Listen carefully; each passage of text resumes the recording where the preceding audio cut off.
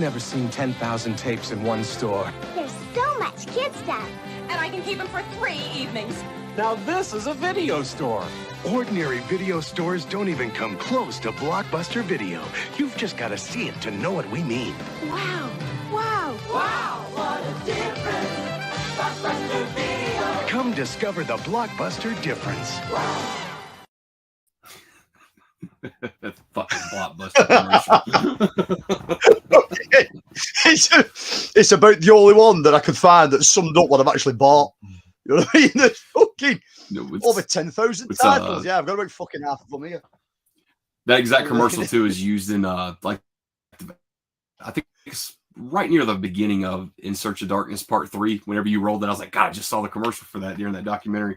But they're kind of talking about, the explosion of VHS. I think that was like for 85 when they really stamped that for the monopoly of the VHS era. So yeah, you rolled that. And I was like, God damn, I just watched that commercial. I was I've been looking I was looking all day for something that I could make a quick intro of, and obviously we have Blockbuster in the UK as well. And the videos that the advertisement videos that was done for Blockbuster in the US were way better than the UK ones. The UK block fucking rubbish, and I didn't remember half of them. You know what I mean? It seemed to be every advert for Blockbuster in the UK started off with like some boring English bloke in like some tiny little fucking rental shop going, no, I've not got a copy of that, pal. And then cut to some American guys going, yeah, come to Blockbuster, we've got fucking everything. You know what I mean? Of course. So, and that's which they did. Staple for every fucking Blockbuster have it in the UK. Yeah. This Blockbuster is known to be the killer of the mom and pop shops, that's for sure. Yeah, dude. I think before we got Blockbuster over here, we already had a lot of large rental stores, and they seem to just run hand in hand. The rental store that was the closest one to me was called Take Two Video. It was just as big as what our local Blockbuster was, if not a little bit cheaper as well.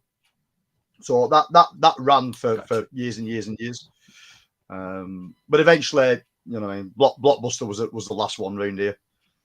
I can't even think when it closed round here. I'm not really sure when it finally closed its doors. But I can just remember the last couple of years in there. It was a sad shop. You know what I mean? It was fucking terrible inside. They didn't stock anything. You know what I mean? Staff weren't interested. It was pretty much fucking done. But then obviously DVD came out, and Blu-ray comes out, and streaming services galore are out, and people finally get rid of this stuff. So people are getting rid of videotapes. And what do? On Friday, I go out and buy fucking 93 of them. 93 tapes. All ex-rental. Just impulse buy, really. I was just browsing eBay, and it just popped up. The whole lot just popped up, and it was from a house clearance. And I think, well, the company that bought this through, they do local house clearance, and the advert on eBay stated it came from a single male household, and the advert actually said adult films 18, 15, and PG. And I text my mate Rick, and I said, "Dude, is this a load of vintage fucking porn?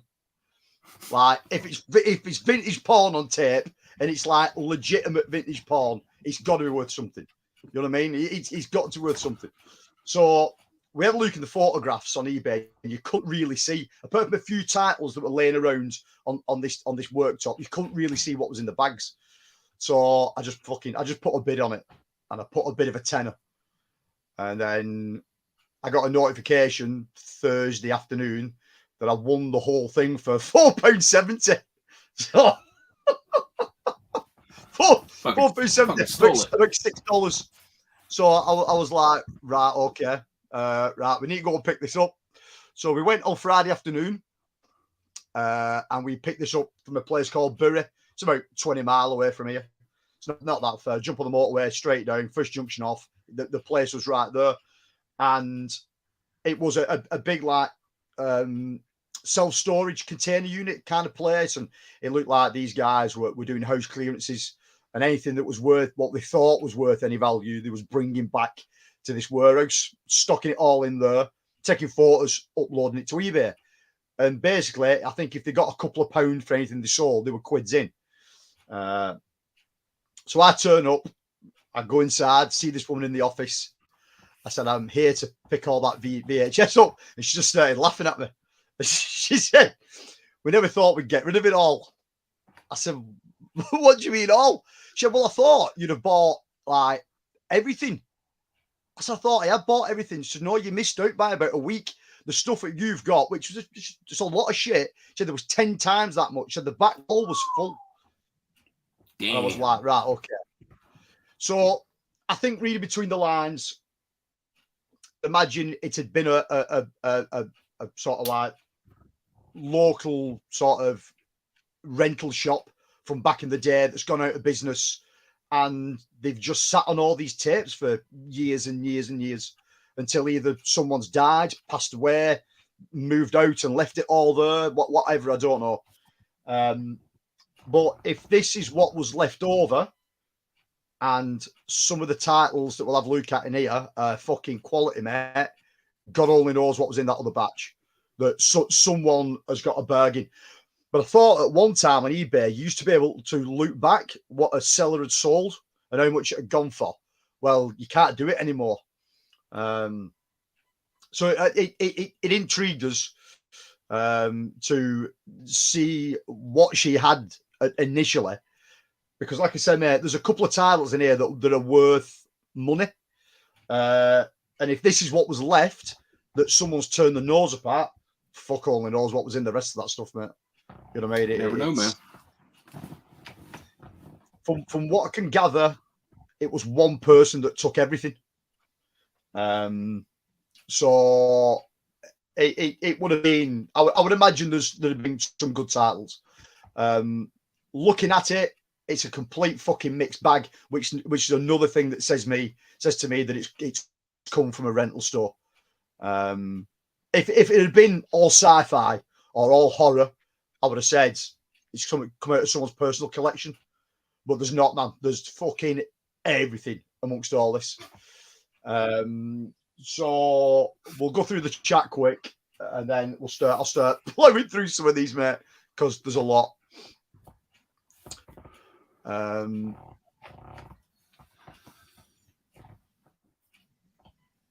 All says no, this is a video store. Yeah, man. What's up, Paul? All says, well, you'll say, well, when I start showing some of these titles. I mean, I've managed to clean some of these up. I've cleaned about 35 of them up. Rest of them are still, obviously, they're fucking filthy, some of them. But there's hardly any mold on some of the tapes. There's a couple of tapes that have got mold on, but they can be cleaned. But considering this has been sat for so long, it's in pretty decent shape. Crusher, hey, how's it going, Crusher, man? Hope you're okay. And the man that is Pops, how's it going, Pops, man? Hope you're okay, Alan? Excuse me. Right. So I'll plow through. Well, I have 3 stacks on this side and a stack of really good stuff. So I'll plow through the I'll plow through the fucking shit. What the fuck am I going to start at? There's like 4 stacks over here.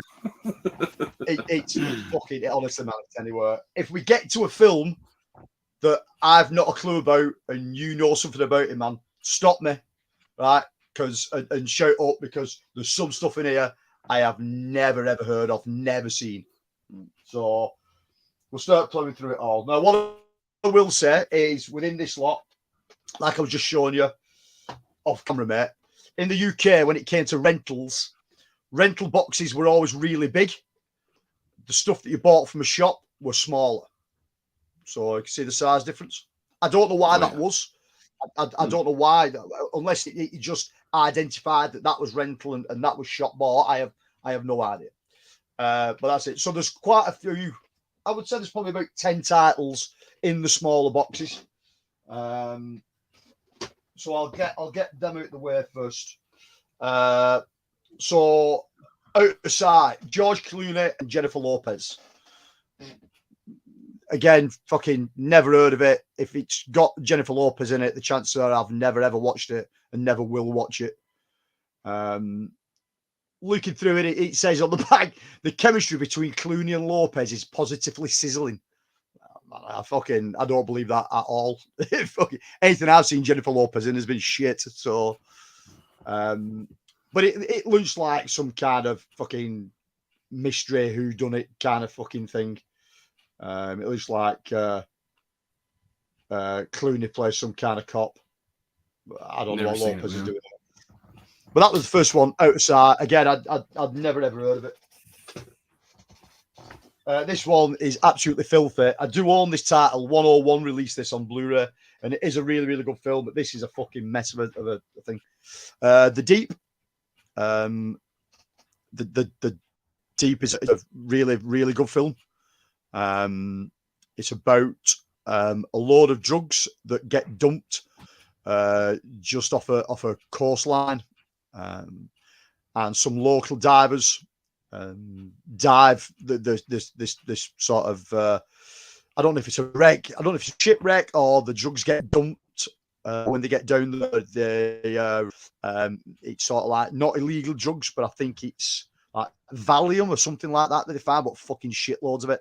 They're trying to bring it back to the surface. Decent enough film. It's got Nick Nolte in it, a young Nick Nolte. But you can see the quality of some of them, man. They were some of them were absolutely filthy. Yeah, man, you might need a penicillin shot before handling some of that shit. Fucking right, man. I've had bleach out today. I've had disinfectants. I've had all kinds of stuff. But this is the stuff I'm never going to go through it. I own this film anyway, so this stuff I'll either pass on to the people that want it or need it, or it's just going to end up getting binned. What's the deep? The classic that is Ben-Hur. I mean, if you've got fucking 6 hours of your life at Spur for a film with Charlton Heston in, then look no further. A decent film. I'll guarantee it'll be on one channel at Christmas. Because that's the only time we see it in the UK is at Christmas time. But yeah, that's in decent enough condition. But again, these are all small box. Collector's edition of Close Encounters. In like a weird cardboard box that sort of like opens like that. Oh, nice. Okay. Again, I've got a special edition Blu-ray that, you know what I mean, I'm not going to need it. It looks quite cool. It does look quite cool. It's probably worth absolutely nothing to anybody, that. But it was I suppose it would have been a nice edition when it came out.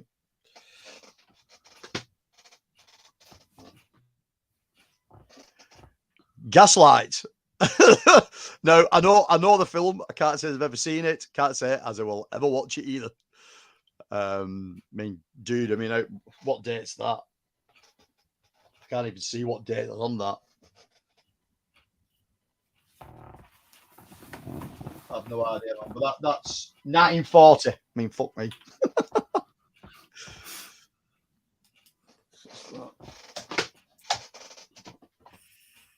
The small ones that I'm not keeping. Gigi. I mean, that's winner of 9 Academy Awards, including Best Picture. Still won't make me watch it. Again, I know of the film, but I've never ever seen it. Yeah, so that was the last of like the small stuff that I'm not good to keep. And then we hit the big boxes now. There's titles in here that you'll know. There's titles in here that you'll have seen. But I'm not that concerned about these. I don't really want to keep them in my collection. So I will probably offload them. So if there's anybody watching this now, if there's anybody going to come back and watch this at a later date and you collect VHS and you're in the UK, want any of this shit I'm going to hold up, then just Instagram, Facebook Messenger, even leave me a message on here, take me email address, whatever. If you want it, you can fucking have it. All you got to do is come and pick the damn stuff up. So the first one, the first come one, pick it up. I don't even want it. Yeah, just come and fucking grab it. You know what I mean? It's I don't want anything for it. The first one is a Steve Martin that I fucking really don't like, and it is Sergeant Bilko. I thought it was a fucking stinker of a fucking film when it came out. So that one won't be going any further. This is a really good film, but again, I own this on Blu-ray, so this won't be staying in my collection. Killing Zoe. Killing Zoe is probably what got me into Tarantino.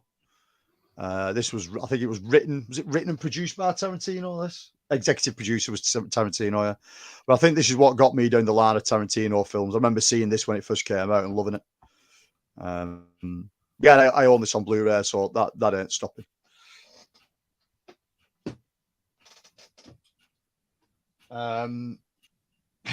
Night Train to Venice with Hugh Grant. Fucking hell.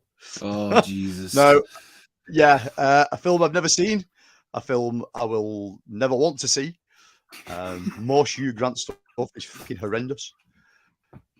He's that guy, man. He's oh, dude, he's the quintessential British guy. He's like, everyone thinks that we sound like Hugh Grant. You know what I mean? It couldn't be so far from the truth. He's any of his films I would give a wide berth on. You know what I mean? But I've definitely one thing I like about Hugh Grant is I've never even heard of it, to be honest. The time he got caught with cocaine and hookers, like I like that about him, but anything else I don't really give a shit about. Yeah. Who thought it'd be stuff like that? You know? It's like, what's that movie he did? Was it like 4 Weddings and a Funeral or some bullshit like that? Whenever he got all of his all the women hopping about him and all that shit, it's like, dude, that movie fucking sucked. yeah, it's fucking terrible. But yeah, at that time he could do no wrong. You know what I mean? He was Mr. Magic, wasn't he? Yeah, he was. This next one, going down the Charlie Sheen route. Yeah, man. Well, there's a couple of Charlie Sheen films in here which I'm keeping because I don't think they've even had a DVD release in the UK. A couple of them, so they're definitely staying in my collection. This one, John Travolta and Emma Thompson. I've never heard of it, never seen it. Primary Colours. I do not know that one, but at that point there, John Travolta looks like he's had a fuckload of work done.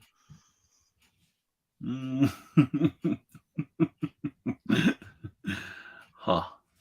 But, no, not a film I know. And again, man, if you're collecting this kind of stuff, I'm not having the collectors like us, and if you're into VHS collecting, the collecting things like this. Surely not. You know what I mean? I can understand sci-fi, I can understand horror, I can understand westerns, but like thrillers and romance and period stuff on VHS, surely no one's collecting that. Yeah, there's a big market for blaxploitation too on VHS. Some of those go for really high prices. Yeah. I think any sort of that exploitation stuff on VHS, collectors will always want it. There's a couple in the stack that I'm keeping that are really good examples of that. Next one, a film I've never heard of with Melanie Griffiths in it, Close to Eden. Don't know that film at all. Never come across it.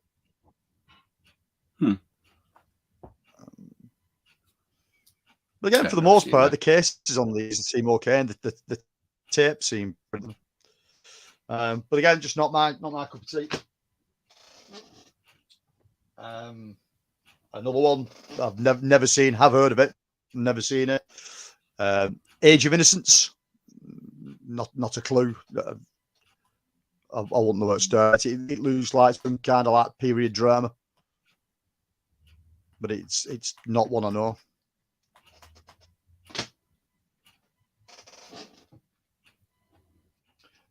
Next one, a British film. Have heard of it, never seen it. In the Bleak Midwinter. Never heard that, but it's got some sort of like big hit of the British acting scene of the time in it. I mean, but again, it's not one that's. This was on my.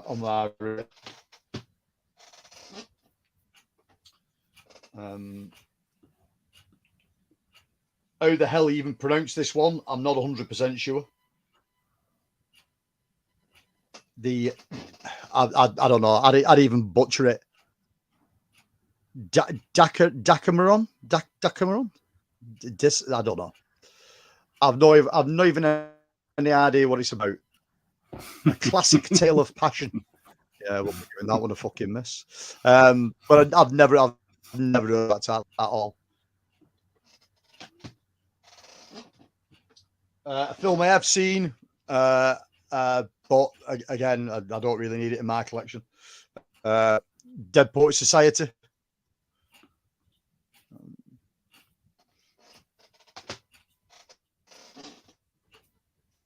Was it Robin Williams? Bette Midler and James Caan.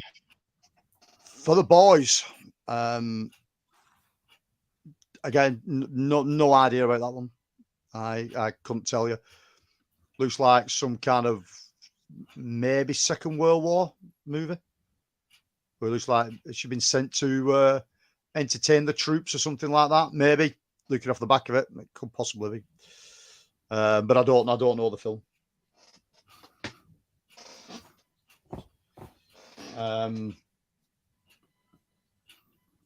Bo Briggs and Elvis and the Colonel, The Untold Story.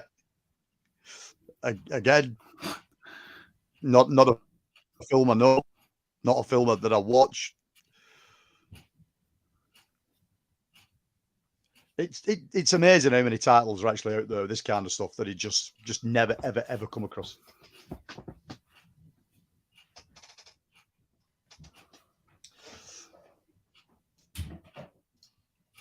My brother's just popped in, telling me that the football is on.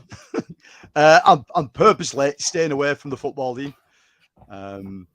I've got to the point now where I can't watch England anymore at international level, so I'm just staying away from it. That's why I decided to do the stream at 7 o'clock, same time as England are playing.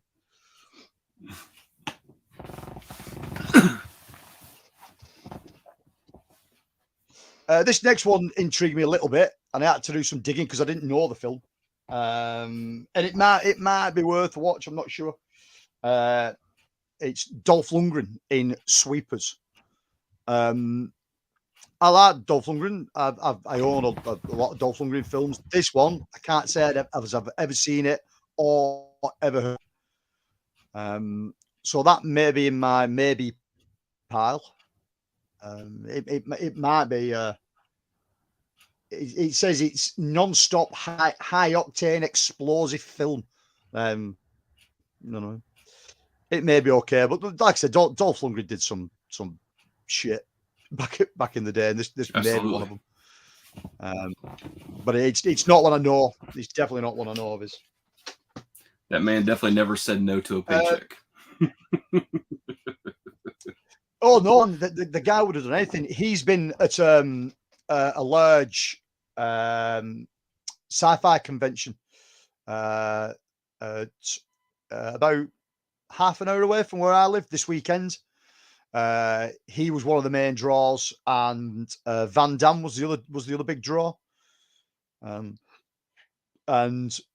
Rick, my friend, him and his daughter went today, and he said the queue for Van Damme must have been 1,000 people deep.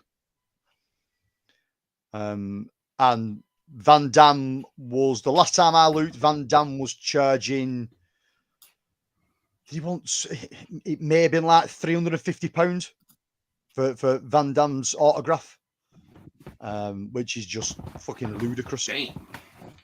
I know, yeah, I mean, Dolph Lundgren was charging 170, which 170, but yeah, I mean, I'd have gone for Dolph Lundgren's £170 autograph if he could have autographed something massively universe related. You know what I mean? That'd have been cool. But yeah, but they were doing a joint signing as well as I think that was 500 for both of them. Joint signing photographs was £550, and it was a Universal Soldier signing. So the whole panel, the whole thing that was set up was for Universal Soldier, which should have been, you know, I mean, it'd been cool. But I'm not dropping £550 just to get them to fucking sign something and have a picture taken with them. You know what I mean?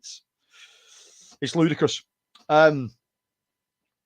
This next one, you'll know that it's one of my favourites. I tell you all the time how much I love this film. It's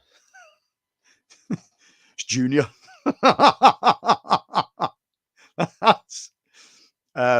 Yeah, the worst of the Schwarzenegger films.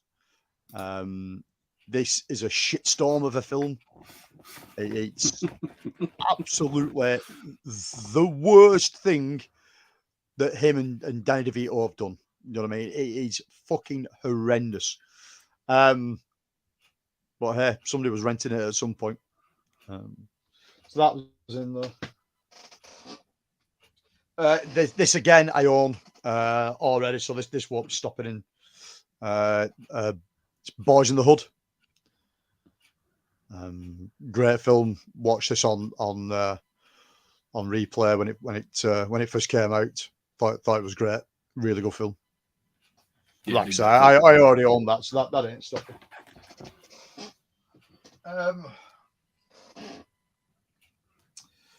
A film with Uma Thurman in it. That's as much as I fucking know.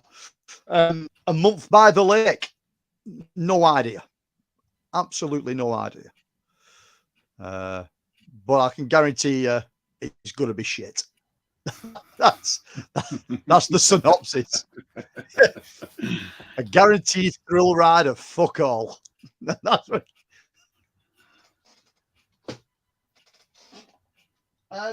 This one, I remember being, I think it was quite controversial when it came out.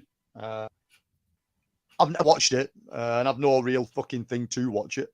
But I remember it being a controversial film, and that's Boxing Helena.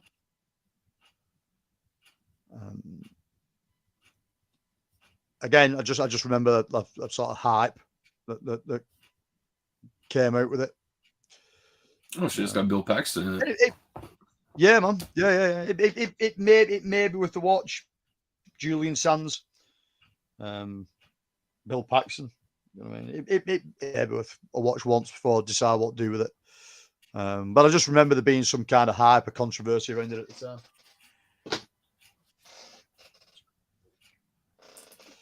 time. I'd no idea about this film. I'd never heard of it nor seen it. And it's called Destiny Turns on the Rail. Again, absolutely no idea. No idea. James Belushi is in it. Do you know what I mean? It's Nancy Travis, Quentin Tarantino, Dylan McDermott, and James LaGrosse. I mean, there's names on the front. I've never heard of it.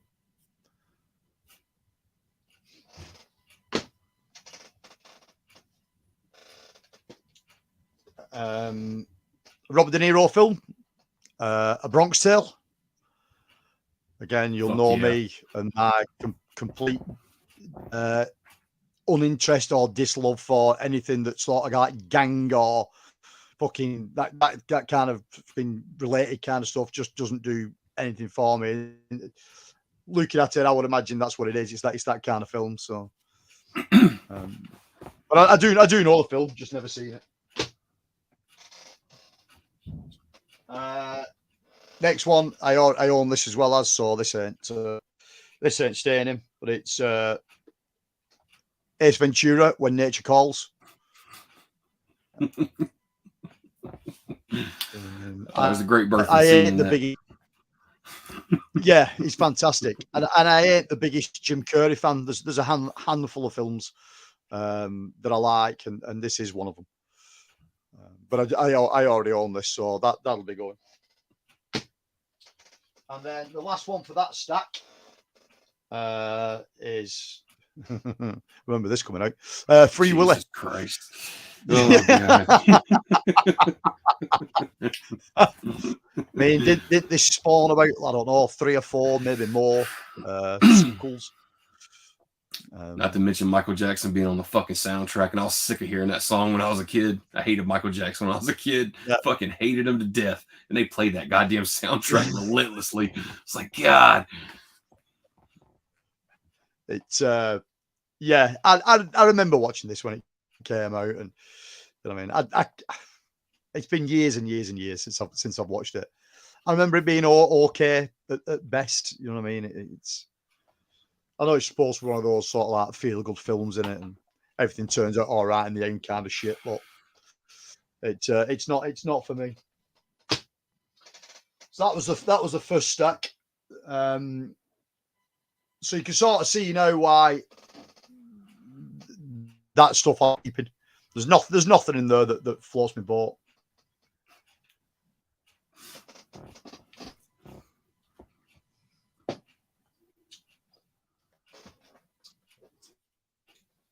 Second stack. Again, a film I've never heard of at all. It's got Lisa Kudrow in it and Christina Ricci. It's about, which I know, it's called The Opposite of Sex. I have no idea. I've never heard of it. Me neither, man. It's like I say, you can definitely tell with the titles that's coming through here. This has definitely come from a rental store. It's got to have done. The mismatch, the complete mixture of genres is just too much. You know what I mean? So it's definitely got to come from a rental shop. A really shit Steven Seagal film. I don't like this one at all. The Patriot.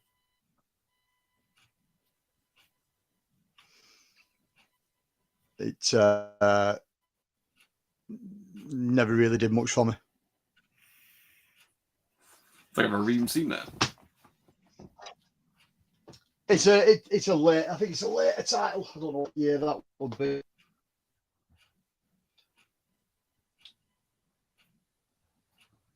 '96, I think.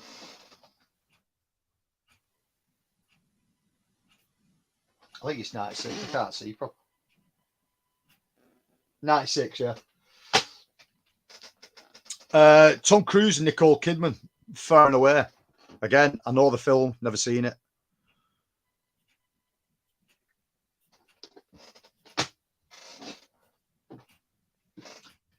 A British film there.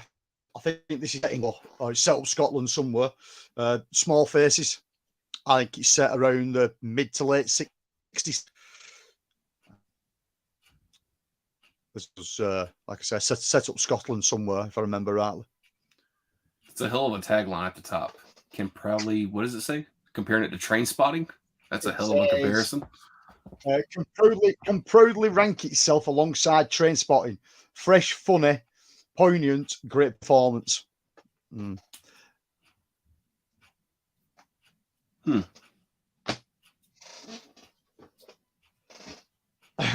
Jackie Collins in Lucky Chances. Jesus Christ, bro. What did you No buy? idea. Oh, Lord. There's something for everyone in here, mate. Definitely. This film haunted me back in the day. I fucking hated it, and everyone else seemed to love it. And I don't know why. And I still to this day cannot fucking watch it. It pisses me off that much. It is The Mask. Just fucking dude. This film grates on me like no other film does. People loved it. People fucking loved this when it came out. People still love it now. I cannot watch it. I just everything about it just does my nutting. But it's one of them Jim Carrey films that I can't watch. A Ridley Scott film. 1492, Conquest of Paradise. Never, ever heard of it. Never heard of it. It's like I say, for being a Ridley Scott film, you know what I mean? You think I would have done, but nope. Never heard of it. Never seen it.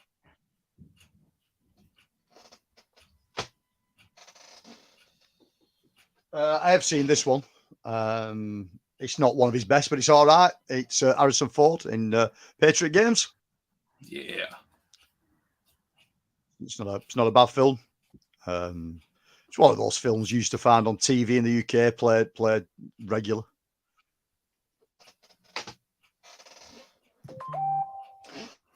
One of Jim Carrey's films that I do like, Cable Guy.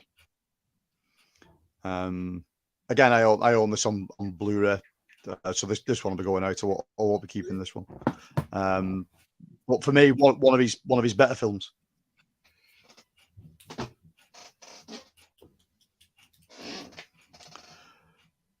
Jane Eyre. Again, I know the story of Jane Eyre, but I've never seen the film. The period drama.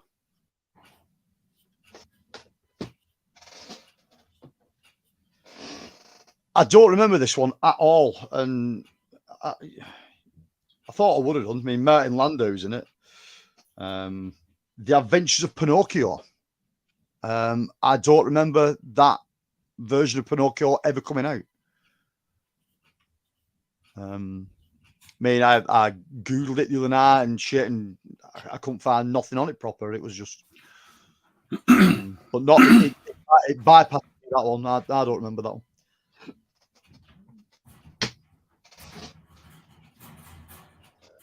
This is a terrible film, but I do own it on DVD, so this will be going out. It's Jurassic Adventures: The Lost World. It's an awful line made for TV kind of flick. It is poor. It's low budget as well as, but this has had so many DVD releases in the UK. It's unreal. So going on. This is a good film, but again, I already own it on DVD, so I don't need to own it again. It's Wolf. Nicolas Cage, Michelle Pfeiffer. It's not a bad film. It's right for what it is. Like I say, I do like all of it. A Keanu Reeves film that I didn't know. I had no idea about this one. It's called Warlords. No idea. I've never come across that film before.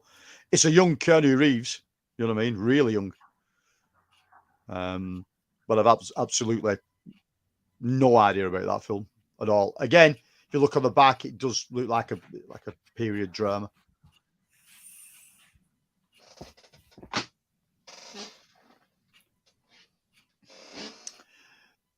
In the Company of Darkness. Again, no idea. Helen Hunt. Not a clue. It's not one that's ever cropped up before. Definitely one I've never seen before.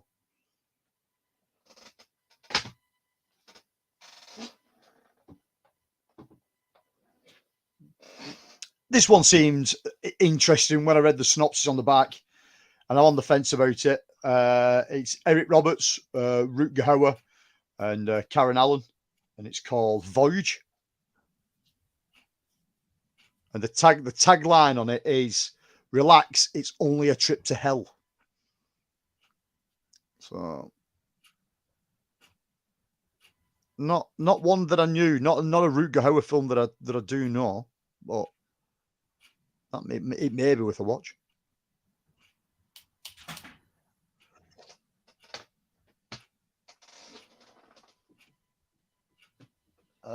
Tom Berenger film, Last of the Dogmen.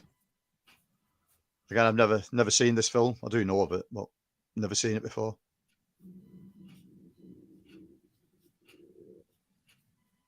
From the producers of Cliffhanger.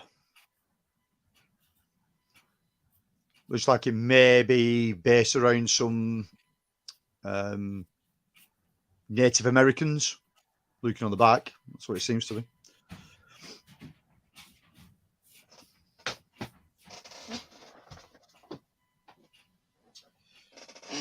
Another Harrison Ford film that I've never seen, but it's a Roman Polanski film. It's called Frantic. Again, I know nothing about it. I've never heard of that, man.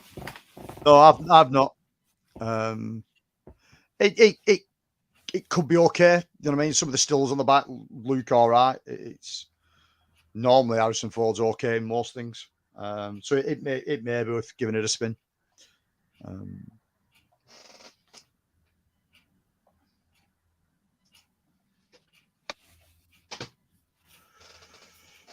So, Brad's Brad, in the house. How's it going, Brad?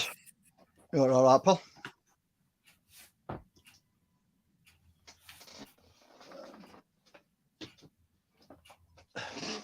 Bit of a weird one. This it's got like a really, I don't know. The cover doesn't seem right on it, but it's called Burn Hollywood Burn, the movie Hollywood doesn't want you to see. Eric Idle, Coolio, Chuck D, Sylvester Stallone, Whoopi Goldberg, Jackie Chan. Burn Hollywood Burn. Again, I've no idea about it. I've never heard of it, never seen it.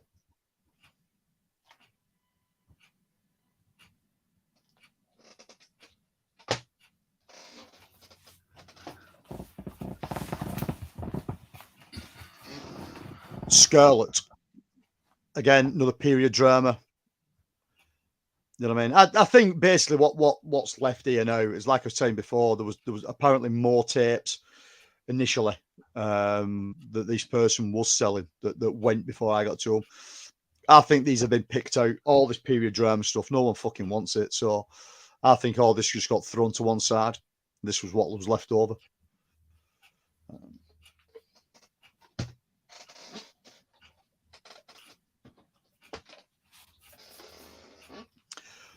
When a Man Loves a Woman. Oh, Jesus Christ. Nick Ryan, Dude, what Andy the Garcia. fuck?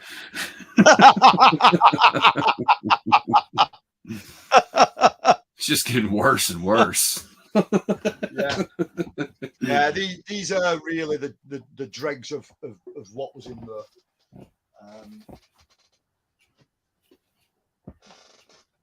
there. A film called with Dennis Hopper called Acts of Love. Again, never heard of that one. Never heard of it. Never seen it.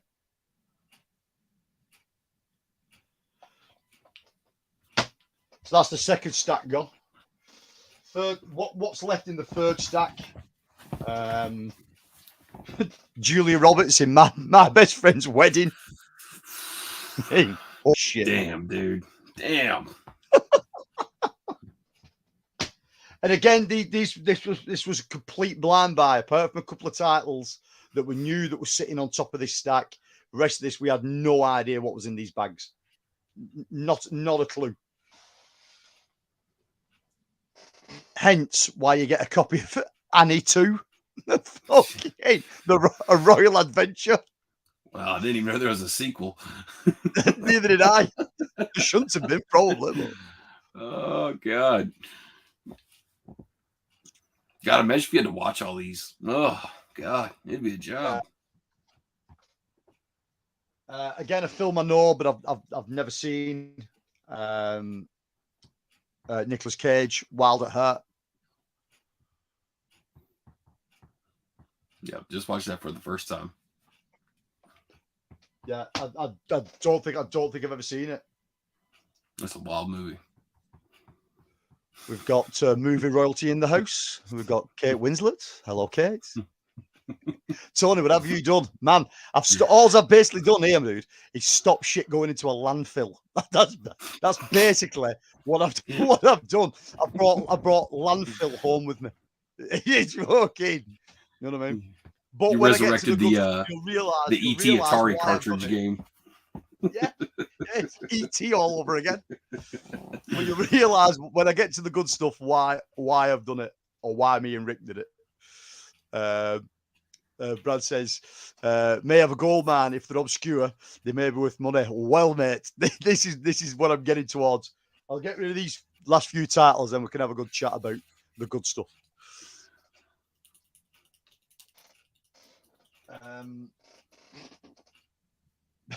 Bette Midler in Big Business. Again, I have no fucking idea what is going on there, and never likely to watch it.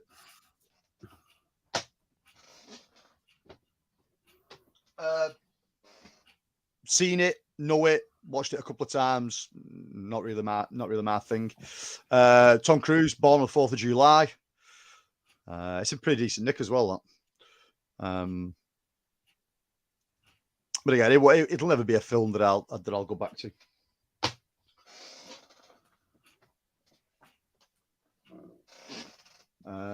Who's in this? Not a fucking clue. Based on the Hitchcock classic Notorious. I had no idea. If you look down the bottom there, where it says Guild Home Video, Guild put a hell of a lot of stuff out in the UK for rental market. At least a third of these kind of boxes that I would see on the shelves when I was younger were from Guild. They did copious amounts of film releases in the UK with shit you've never heard of and never likely to watch.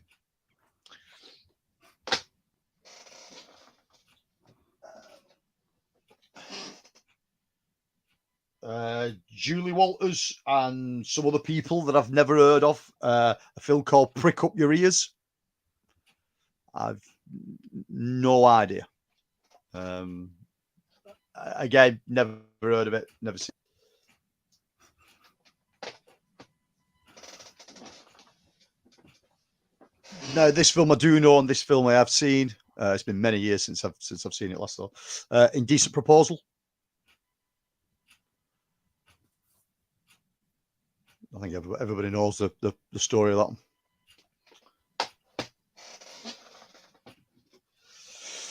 This one I'd never heard of. And considering the cast that's in it, I don't know why I've not heard of it. It's Winona Ryder, Ethan Hawke, and Ben Stiller in a film called Reality Bites.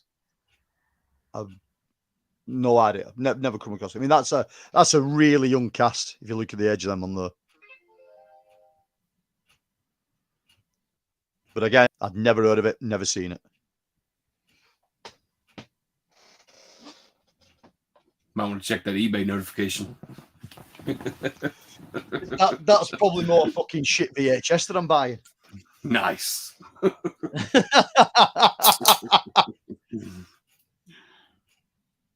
My fingers are that dirty off all this stuff that the thing on the back of my phone won't even register my fingerprint. Nope. Yeah, it was eBay. Decent film in years since I've watched it. Meryl Streep, Kevin Bacon, The River Wild. It's not a bad flick. Yeah. Which, like I say, it's been years since I've seen that.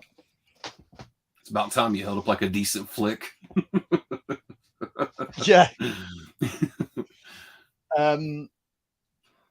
Anthony Hopkins, Jeremy Irons, a chorus of disapproval. I mean, these are big actors, big actors. I've never heard of any of this shit. You know what I mean? It's like, where the fuck did all this kind of stuff come from? But a film I've never heard of. We're nearly done with the crap now. River Phoenix, Keanu Reeves, My Own Private Idaho. A friend of mine growing up, she fucking loved this film. I can't say I particularly like it. If memory serves, is Keanu Reeves like a fucking gigolo in it or something like that? I can't really remember what's going on. I think I just saw. Trying to think of his name. I think Paul Dano was in the Criterion Closet, and I think he was briefly talking about that movie. Yeah, I'm sure he's some kind of male prostitute, or I can't remember the whole thing, but yeah, that's that.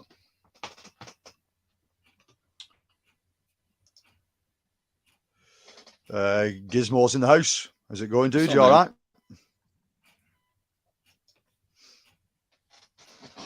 Okay, there's only a couple left of the shit pile. Another Ethan. There's a lot of Ethan Hawke films in this fucking stack. Before Sunrise. Again, never fucking heard of it. Looks dead soppy. No idea. The film adaptation of A Much to Do About Nothing. Again, it's a big fucking hitter of a cast list, that. Kenneth Branagh, Michael Keaton, Keanu Reeves, Emma Thompson, Denzel Washington. And then a film called 8 Seconds, which looks like it's about some fucking guy who was a bull rider. I'm not 100% sure. I have no fucking idea. So based on a true story of a bull rider that got killed, like during his prime too. He was on top of the world. I think Luke Perry plays the lead in that, I believe. All right. I remember seeing that movie when I was a kid. Stephen Baldwin's in it as well. Yeah. So that was it for the shit that I didn't want. So out of 93 tapes, there's like 60 of it that I've just shown you that's nothing but shit. Someone may want it. I don't fucking know. I mean, like I said before, if there's any of you guys out there that are in the UK that collect this kind of stuff and you want all that, just hit me up. You can fucking have it. You can take it with my blessing. I'll gift wrap it and you can take it away in your car. What a deal. Yeah. So we get down to the nitty gritty of why I bought this now.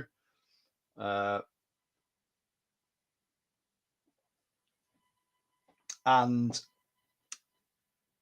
some of the titles that we're going to have a look at, I knew that they were in this deal. There was a few loose tapes. The photographs that they took when they put it on eBay, there's a few loose tapes lying around. And on the top is the few tapes that I saw are what got me bidding on it in the first place.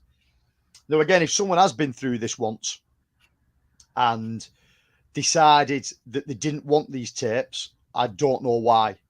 They've either don't know what they've missed, or they just completely missed it altogether, or they're not horror fans.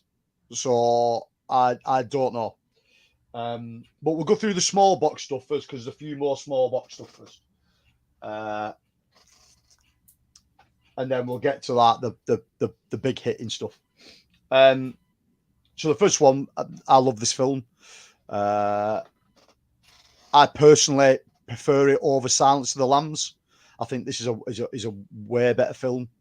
And it's sort of set in the timeline. I think it's set after Silence of the Lambs, if I remember rightly.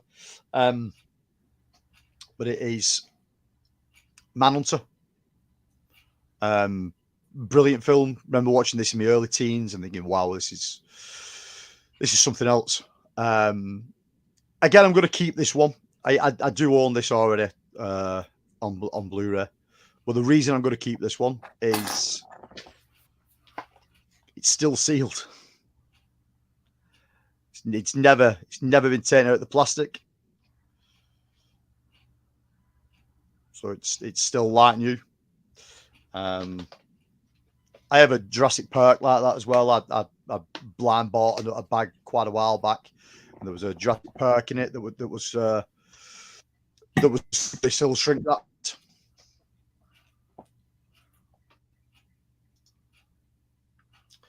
Brad says it's set before Silence of the Lambs. Yeah, but I've just got there's something in the back of my mind that does Hannibal like to pop up in this at the end, or I can't quite remember. It's very briefly. It's played by Brian Cox, and it's literally on the screen. Maybe I'm probably pushing it by saying 4 minutes at best, and that's it. That's my only downfall with that movie. But other than that movie's a fucking great flick, man.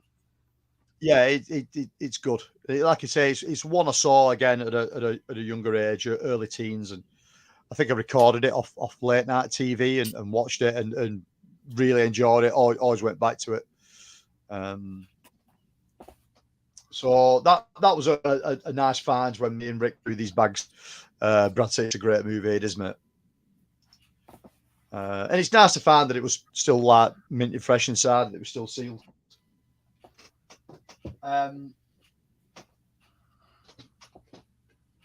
A huge favorite of mine.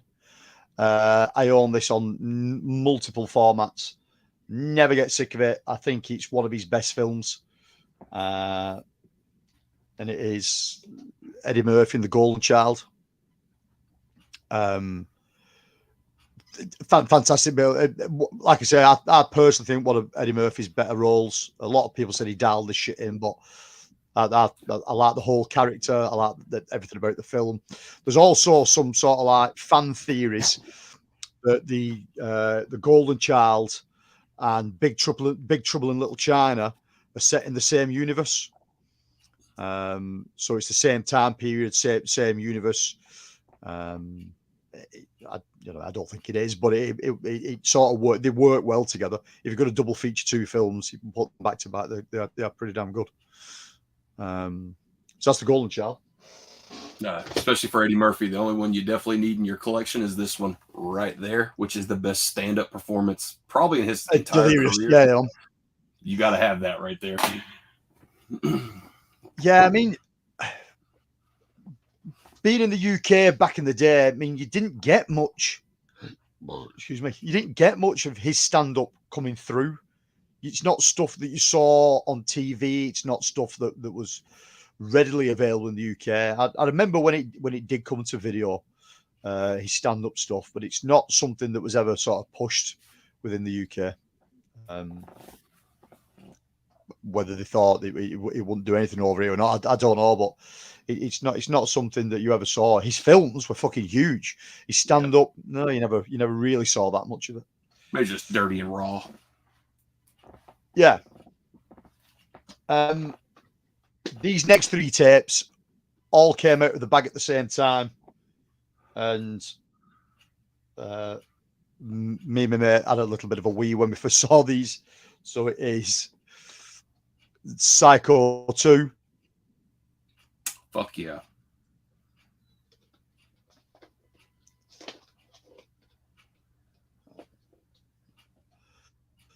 Psycho 3.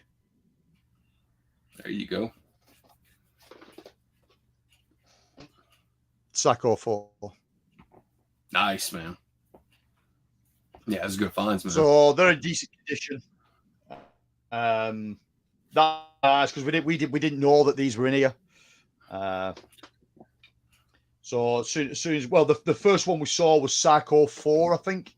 So I was like, right, okay, yeah, I can get with that. It's not the best, but yeah, I can get with it. Then 2 and 3 popped out, and I was like, yeah, I mean that's cool. So they look pretty cool. Mick Garris did the fourth one. Anthony Perkins himself directed the third one, and what's his name? Tom Holland actually wrote the script for the second one, which was directed by the same guy who did Road Games and a slew of other films. But goddamn, Psycho 2 is probably I'd say if you had to say what's the best sequel in the horror genre, Psycho 2 has got to be right there on the fucking top of that pyramid. 100%.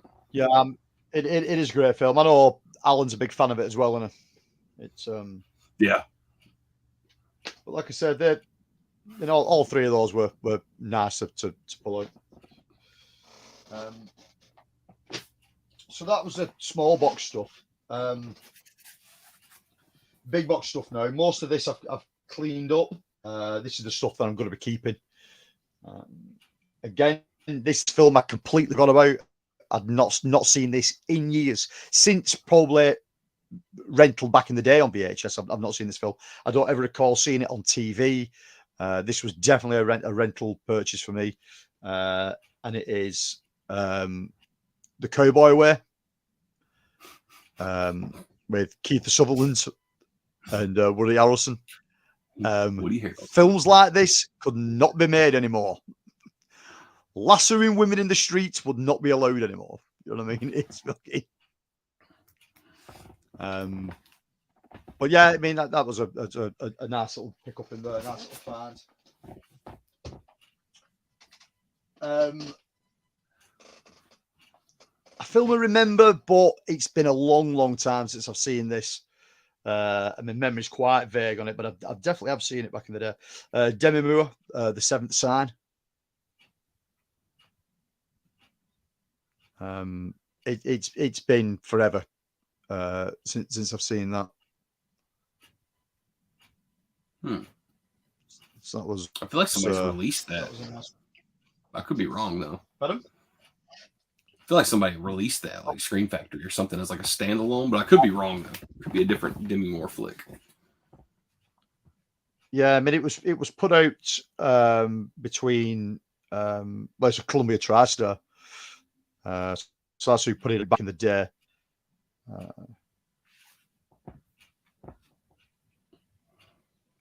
Yeah, TriStar Pictures. So yeah, I thought so that was, you know what I mean, that was nice for that to pop up in there. I'm a huge fan of John Candy.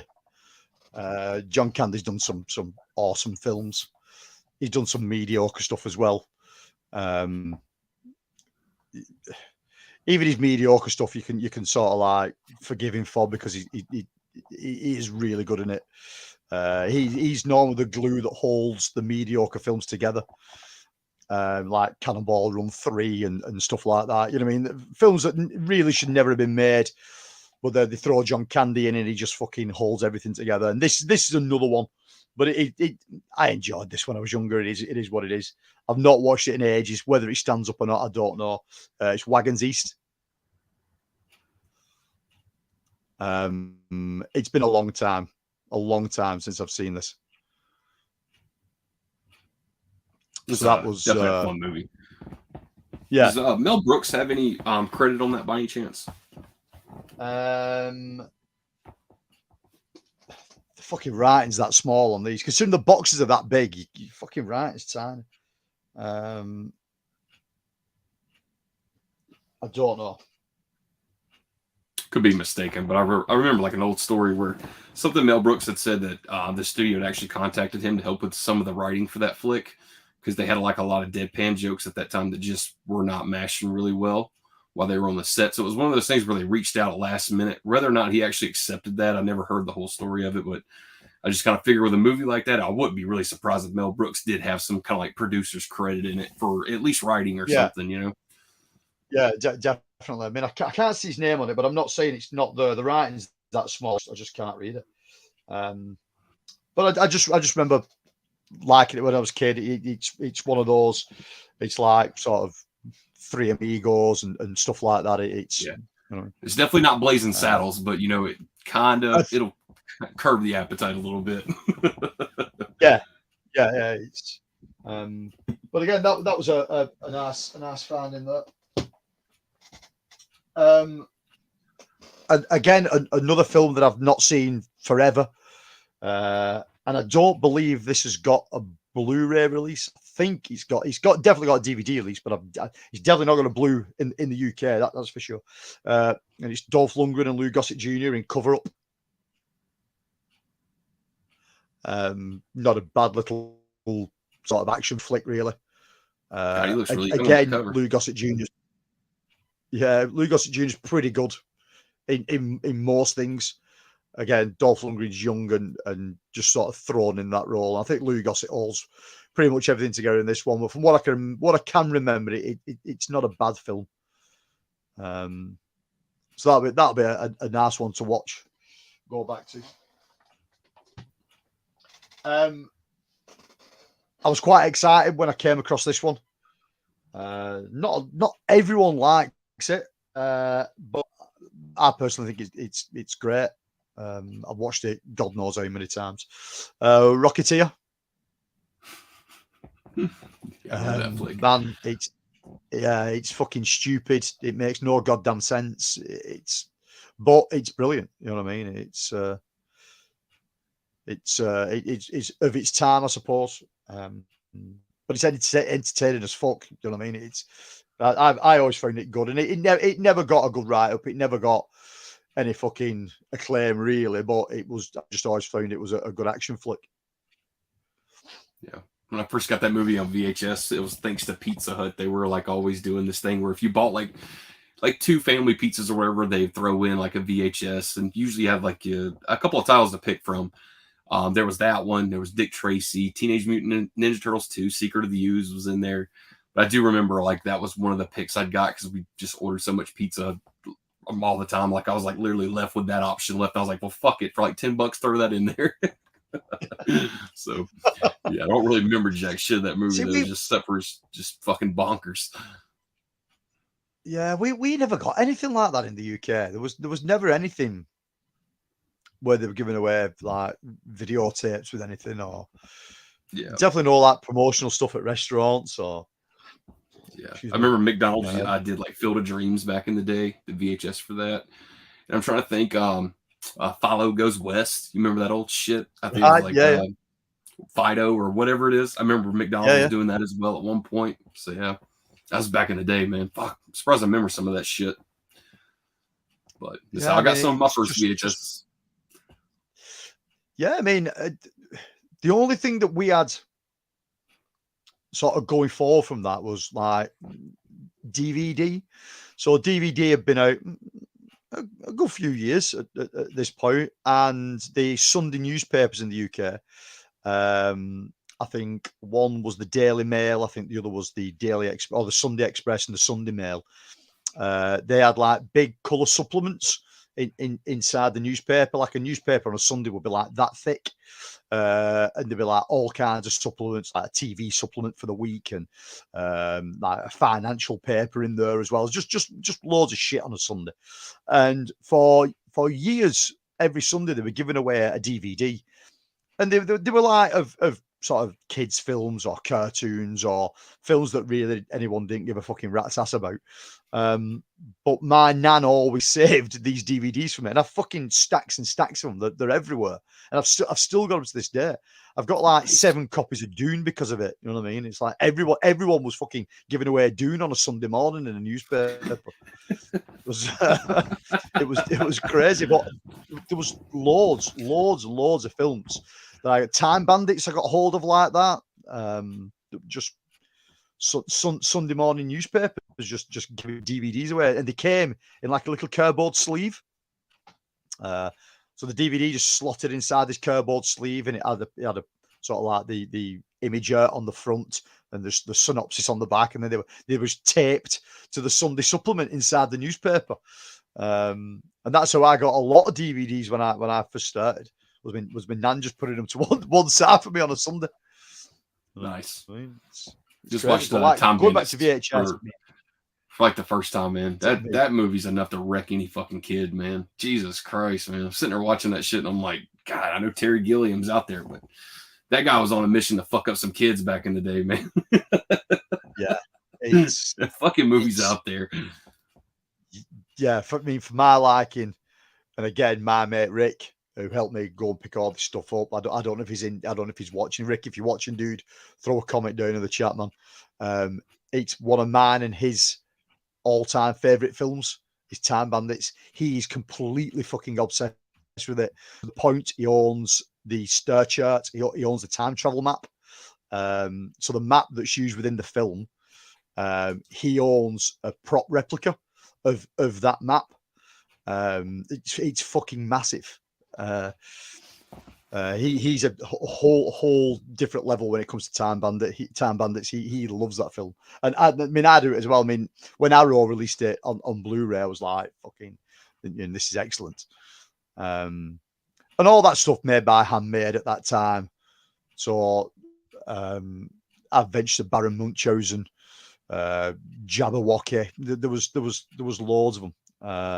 But Time Bandits was probably the best one that came out at that period. This one now, I don't know this film. I've never seen this film. I don't know if you know anything about it or not. It's called Serial Killer. When the hunter becomes the hunted. I had no idea when it came to this one, but it sounded interesting. So I put it to one side, and I thought I'd give it a watch. But it's not a film that I know or remember.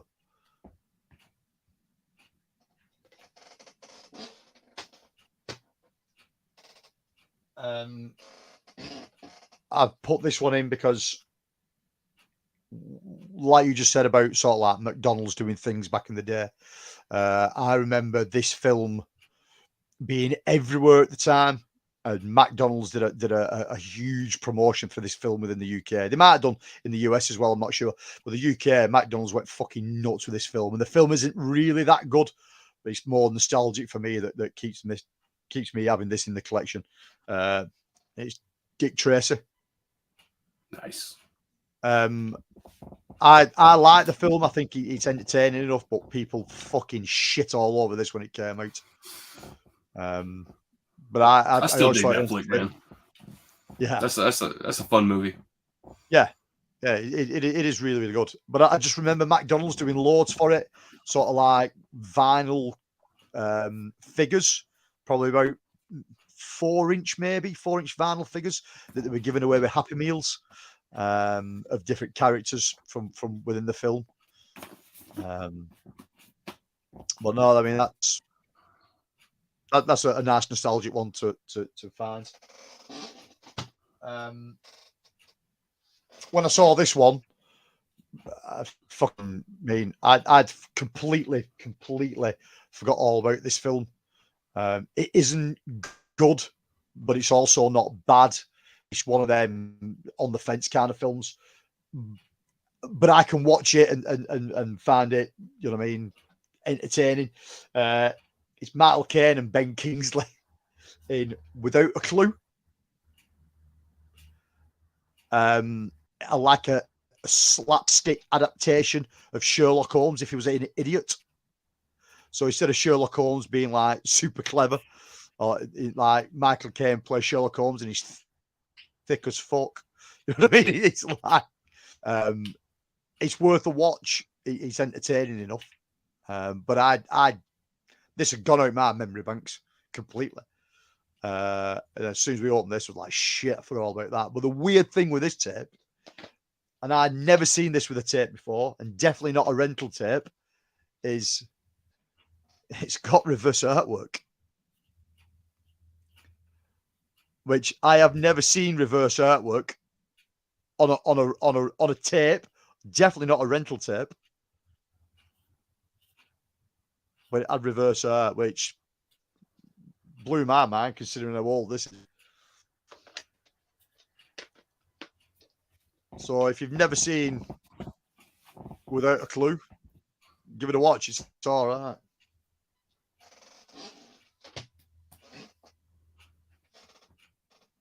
I think well, they did do Power Syndicator put this film out a while back. I don't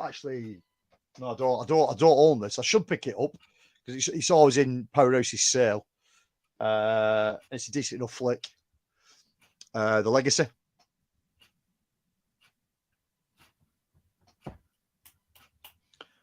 Again, been a long time, and the last one for me, a Vipco title. So it's my love for Vipco. It's a Vipco VHS. So that's quite cool. Yeah, the first time I got to watch that movie is when Screen Factory had just first rolled out their standalone Blu-ray of that, and man, that was a flick right there. That was criminally underrated, man. I loved the hell out of that the first time I watched it. Couldn't believe I'd missed out on that. Yeah, it's. I'm thinking no, it is in. If you go to Indicate site, they've constantly got a sale section to their site now, and it's 5 for £40. I think that's just split into that section now, so you can pick that up in the 5 for £40, which is that's a bargain if ever there was. I mean, if you have a look at some of the titles within that 5 for £40 now that Indicator do, you can get some good value money.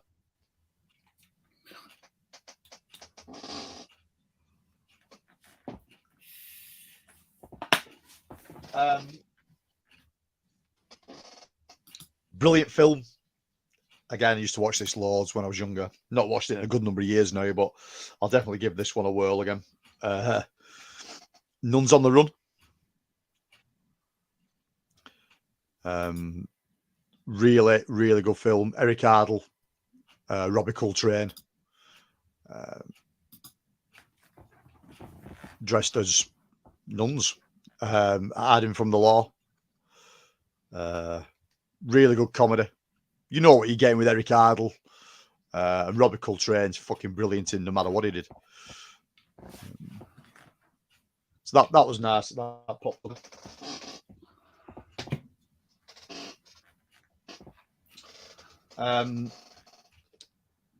Richard Dreyfuss and Emilio Estevez, Stakeout, another decent film.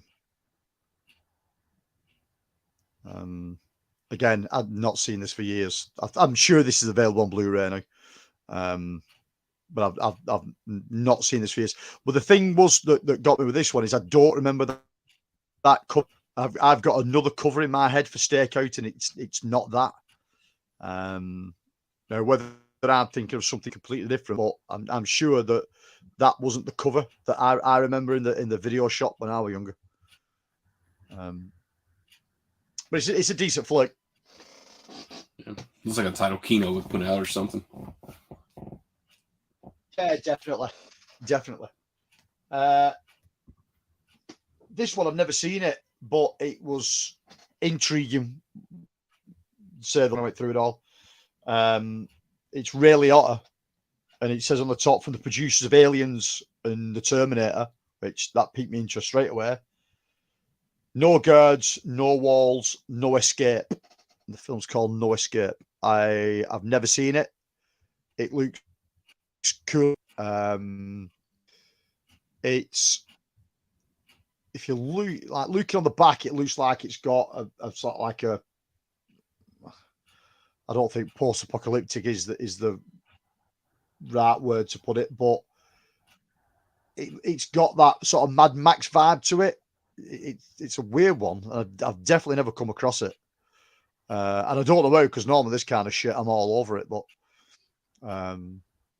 so that'd be interesting. That'd be an interesting watch. I think Alan was just telling me about that just a couple months ago, and I think he was trying to get a Blu-ray of it or something, or maybe he had already got a Blu-ray of it. I don't know who put it out though.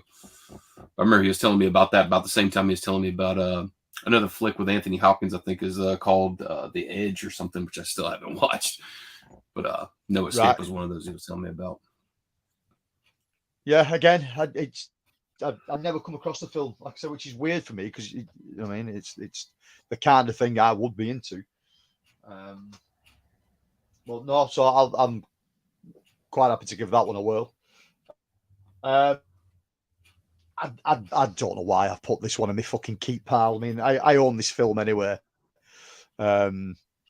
It was put out on Blu-ray not long back in the UK, and this box needs a damn good clean. This box is filthy, but it's Stop 'Em and Mom Will Shoot. Nice. Again, I already own it on Blu-ray. I think Mill Creek put it out in the US on Blu-ray, didn't they? Yeah, a different company put it out in the UK, but it's shit but entertaining at the same time. It sort of has some kind of charm to it.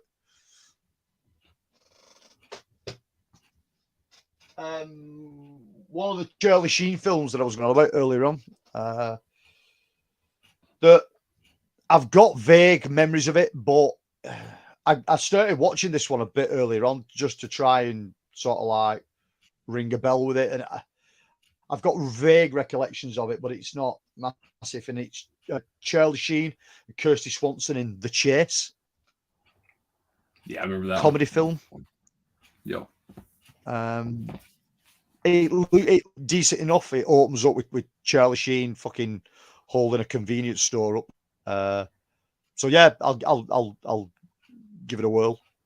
But again, I had a look whether this I couldn't even find a DVD release of this in the UK, so I'll keep all. And then Kirsty Swanson falls helplessly in love with Charlie Sheen, which would be what do they call that whenever like the victim falls in love with their kidnapper?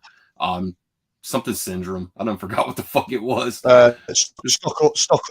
Stockholm syndrome. It's a bizarre fucking movie, but it's still a fun time though. I remember that shit back in the day. Yeah. Yeah, I do like Charlie Sheen, you know what I mean? He films his TV stuff. It is what it is. You know what you're getting with it. That guy's lived the life of like 20 perverts. Yeah. Yeah, he's done some serious drug taking as well as, you know what I mean? He's a bit of a dude, but no, I thought, like I said, I watched 20 minutes of it just to try and sort of fathom out what it was, and it looked entertaining enough. So,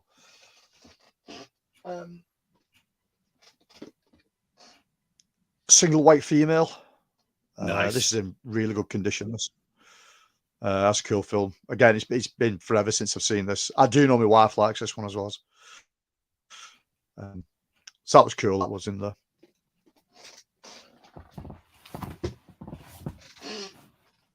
And the last one for that stack is a film that I oddly don't know, and I probably should do. James Woods, Randy Quaid, Kate Capshaw, Lucinda Jenny. Next Door. I reading the back of it, reading the synopsis on it. I should know it, but I definitely don't. And it seemed quite entertaining. It's about two feuding families, I think. One family is quite like the suburban happy family, and the next door family are just like a bunch of fucking lunatics, Luke's, from what I can gather. So that seems like it might be a fun watch. I think there's a scene in there where like Randy Quaid like fills James Woods' car up full of fucking water with a water hose, and he goes to get in it. And he's all like, "What the fuck?" If that's the same movie, I could have swore it was like because you said it's like neighbors that's like rivaling together. So I could be thinking of a different movie, but I think that's it. You definitely got some early '90s stuff. Right again, it's not one I've seen. It's not one I even recognise really. I've never come across it, and you know what I mean. Randy Quaid, fuck man. I mean, Randy Quaid's great, so I think I should come across it, but I've never seen it. So that was the stuff that's staying in. This is the last pile now, and this is the stuff that come out of this collection, that come out of this pickup. That a couple of titles we knew that they were in here. A couple of titles were just completely blind, caught us off guard. And holy fuck, there's some good titles. You know my love of Toby Hooper, and loads of other people love Toby Hooper. And this is what made me buy all this VHS. I saw this. This was just sitting on the top. So on the eBay picture, it was like a picture of a desk, and there was a few tapes lying around on it, and then just bin bags of shit everywhere. And this one was sat proudly on the top, but I don't think they had a fucking clue what it was. It was just sat there. And this is what made me buy the whole fucking shebang. Was Toby Hooper's The Mangler. Nice, man. In fucking pristine condition.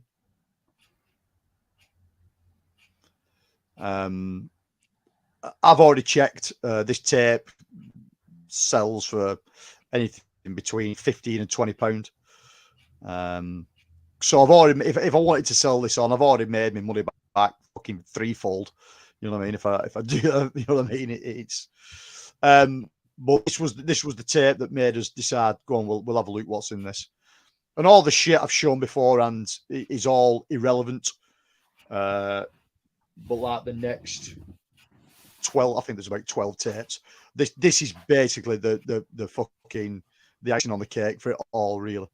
So The Mangler, it's not the best Toby Hooper film, but it's still a good flick. And to find one in that kind of quality on VHS, I was made up with that.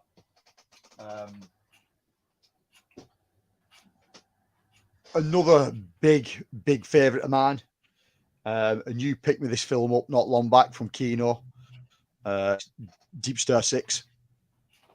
I fucking love this film. anything that was basically an Alien ripoff, I was there. But this is it's really well done. And again, this tape's in really, really good condition as well. Goes again, and there's Guild Home Video. It was everywhere in the UK back in the day. So that was a cool band.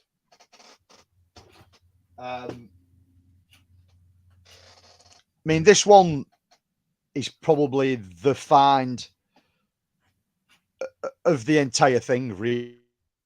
This one, one other. I mean, probably, I don't know, maybe the beginning of this year, maybe it was last year. You sent me a box of stuff over, and it had a filming called The Barbarians with the Barbarian Brothers.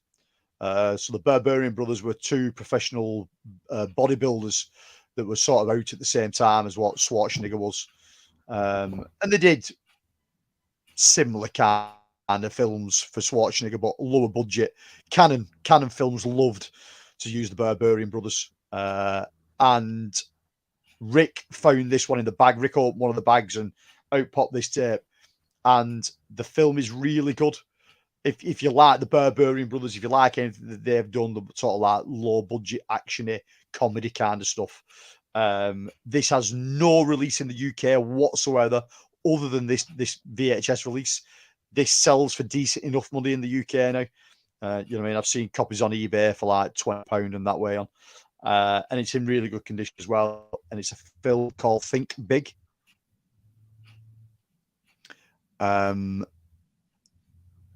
A gem of a film, really. You can see at the top there, it says, as previewed on Hulk Hogan's Suburban Commando. So nice. You can imagine Suburban Commando, you know what I mean? It's in the same kind of vein. It's canon slapstick. But it's a couple of people, there's a couple of actors here who was in Police Academy, these two. It's, you know what I mean? It is what it is, but to find this, you know what I mean? If anybody has sort of like tried to cherry pick what was here, and this what was left over, then this was a major miss for them. They should have took this one with them, because it's a good film. And again, Barbarian Brothers didn't do loads, but everything they did, I think, was for Canon. But this is the only way you can own this film in the UK. Is on VHS, and I found a copy. So,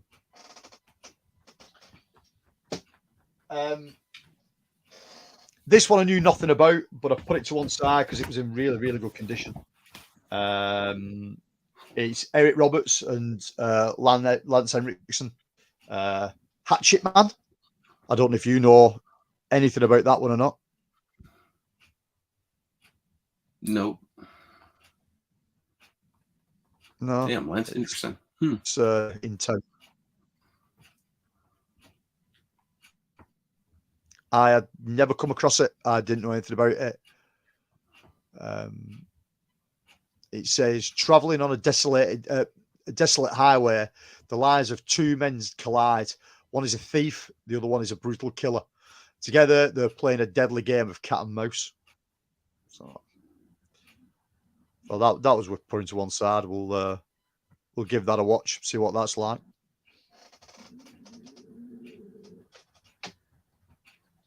When I sent you the photographs of the found, this was I think this was the first one that you picked up on of the bags.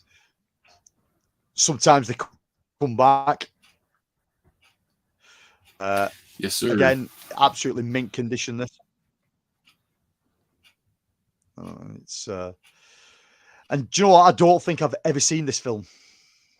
I think there's three of them in all. Like the first one was Sometimes They Come Back, which is based off the novel of Stephen King, and then they did Sometimes They Come Back for More, Sometimes They Come Back Again. There could be a fourth one in there for all I know, but yeah, right. I've definitely seen the first three though. But it's I've definitely never seen this. But again, was in really, really good condition.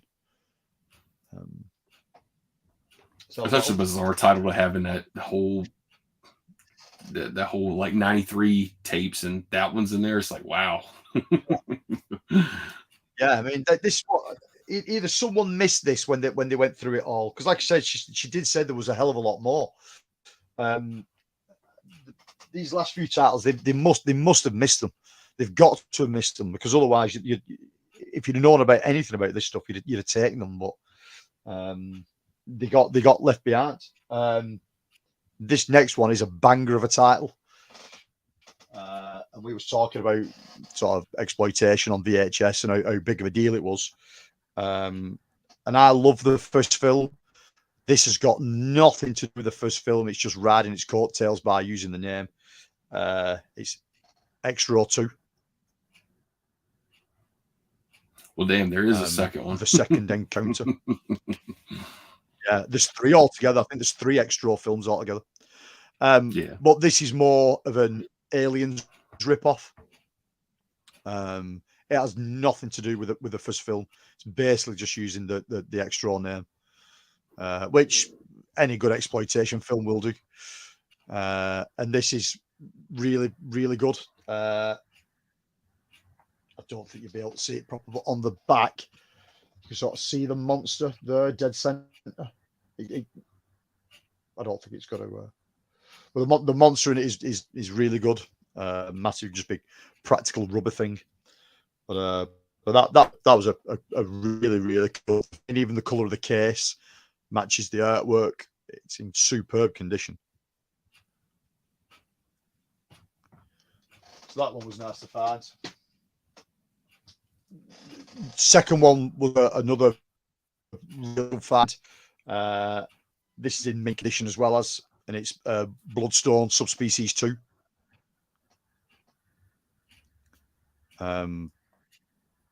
That's a full moon flick.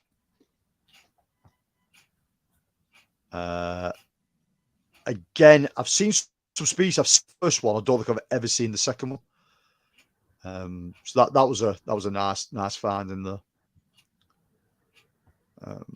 But again, if anyone knew what about, they would have snapped this stuff up in a heartbeat. And again, in a white box, really good condition.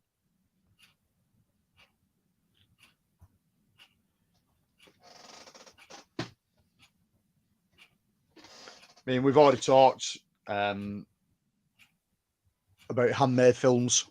So the stuff of Terry Gilliam, and this one always gets overlooked. I bought the Blu-ray special collector's edition of it not that long back. Then this one pops out the bag, and again, this is in really good condition. I love this film. It's great. It's Eric the Viking. If you've never seen this, give it a watch. It's really good, really, really good. If you like Time Bandits, if you like anything that Handmade did, you know what I mean, Jabberwocky or whatever, this is up there. This is it's funny, it's entertaining. The special effects in it are fucking brilliant for the time. It's good. It's like a slapstick Viking film. But he's a Viking. He doesn't want to pillage and plunder anymore. So he goes to see the gods in Valhalla. Well, he has to make his way to go and see the gods in Valhalla to ask them the question why they're doing what they're doing. Why can't they just all get along, kind of thing. Really, really good film. Like I said, it's really good condition as well. That one popped out. Both me and Rick were over the moon to see that one. So that's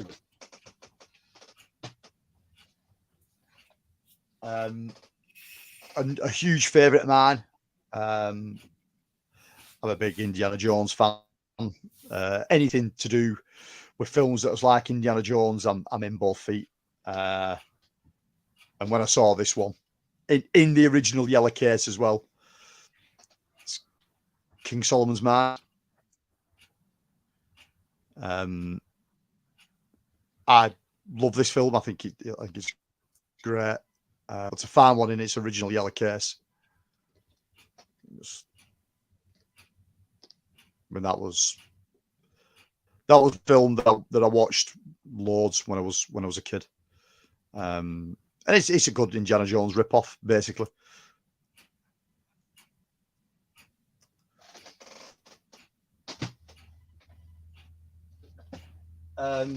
This was a Steve Martin film that I didn't know. I'd never crossed this film. I had to actually fucking have to find anything about it. It's a Steve Martin film, Leap of Faith. I have no idea about that film. I've never ever seen it. Never heard of it. When I looked, is Whoopi Goldberg in that film?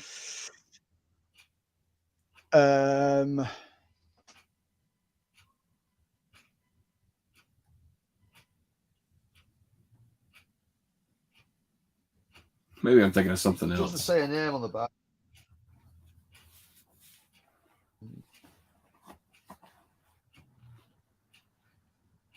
A very young Liam Neeson's in it.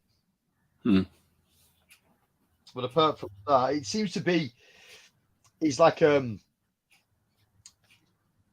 evangelical minister. He's preaching the word of God, but charging people for it, and he's making fucking millions out of it. But I think he's a bit of a charlatan, and that's what the whole premise. But I've watched a hell of a lot of Steve Martin films in my time, but it's definitely not one I knew at all. So that'd be worth a watch. So this brings me to the final piece, and what a piece to find to a run of 93 tapes.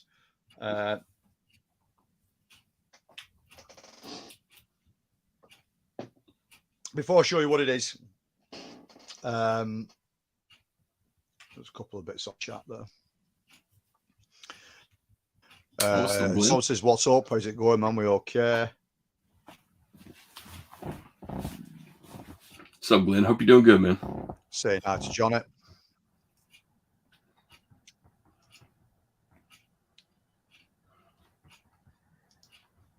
Brad says, "Drum roll." Brrr. Right, when this tape came out of the bag, I think both myself and Rick, we had a little bit of a dance. It's a classic film. It's a classic 80s film. It's got a big cult following. It's Scream Factory have released it. Numerous companies have done really good jobs of it. But this, when we found this, I sort of knew what it was, but to make sure, we had to Google it to make sure it was. We knew the title, we know the film, we've seen the film loads, but it is a very first tape run, a very first release of this film in the UK on VHS, and it is Silver Bullet. Oh, nice, man. We've looked this; it's in really good condition. It's in the original. It's in the original Canon box. The tape is original. There's no marks on it. It's mint, and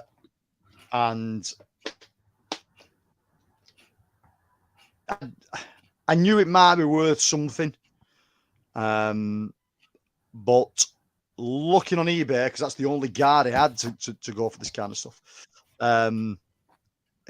it goes from anywhere between £35 and £50. And we didn't even know that this tape was in these bags. Rick just pulled the tape out at random, and bump, this came out. You know that these are for release because the Canon logo at the top, and so like a third, it's just black. with the font over the top. It didn't matter what the title was; they all looked the same. So you've got the sort of cover art, the black, then the Canon logo at the top. And Canon released numerous films in the UK like this, but this is a first release of Silver Bullet. Again, if someone has been through all these tapes already, how the fuck this one? I have no idea. Because it made traveling 20 miles and picking 3 or 4 fucking garbage bags of shit up worth the while, basically. And I was happy with a couple of others. Like I said, I was happy with the Mangler being in there. I was happy with the sort of the all 3 Psycho film there, and then just that came out.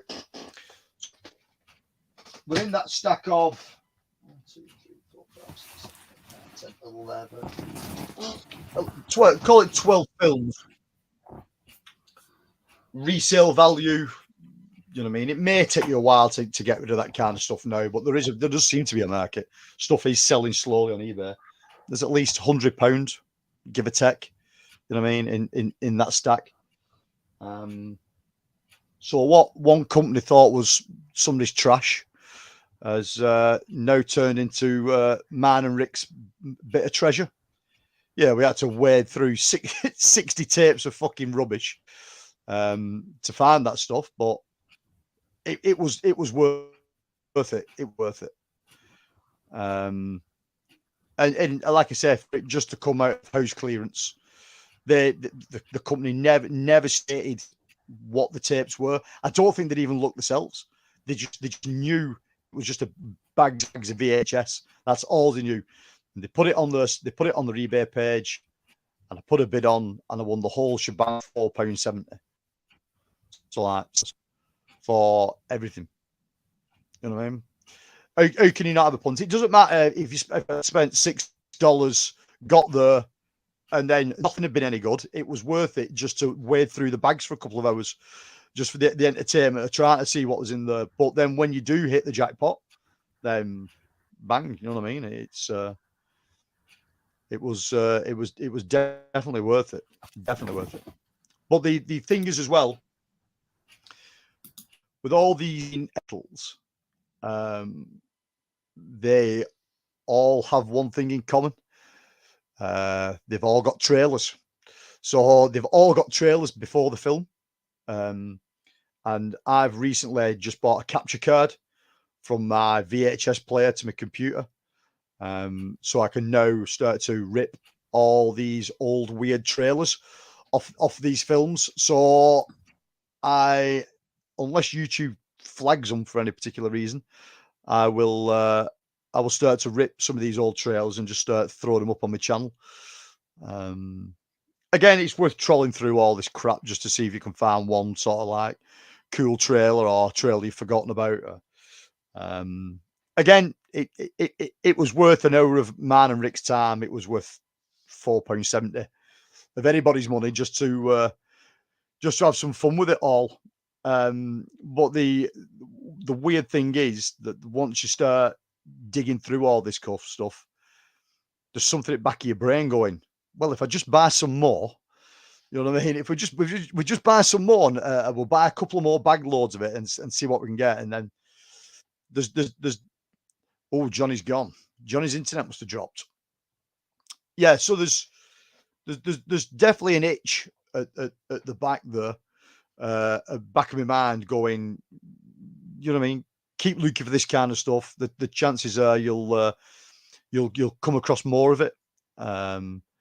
It's got to be out there. You know what I mean? There's got to be some stuff. I would imagine the good stuff's gone over time, but I suppose if you persevere with stuff like this, out of 90 odd tapes, I've got probably 30 that I could do something with, 12 that I really, really wanted to do something with. You know what I mean?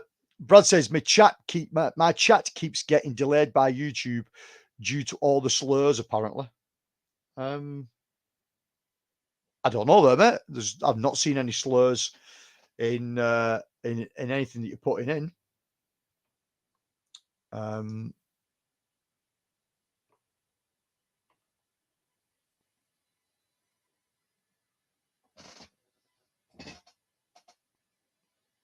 no, I don't know why, mate. I don't know why it's being funny in the old chat. I'm not 100% sure. But like I say, if anybody's watching back at this video and you guys are in the UK and you're interested in any of this kind of stuff, whether you collect VHS or you're looking to start collecting VHS, if there's any of this stuff that you want that I don't want, just hit me up. You can use my email address, which is masterofthe80s@mail.co.uk. You can hit me up on Instagram. You can hit me up on Twitter. You can hit me up. Even leave a message on here. You can hit me up on Facebook. You can find me on any of the social media platforms. If any of you guys out there have started to use Hive, the new social media platform, you'll find me on there as well as. Hive doesn't work particularly that well at the moment. But I imagine once they get up and running, Johnny's having severe technical issues.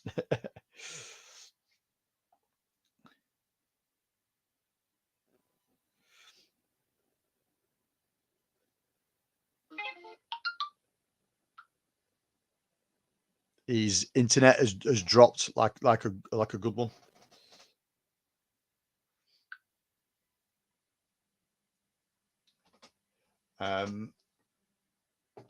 Yeah, so if there's anything at all, if you guys need anything out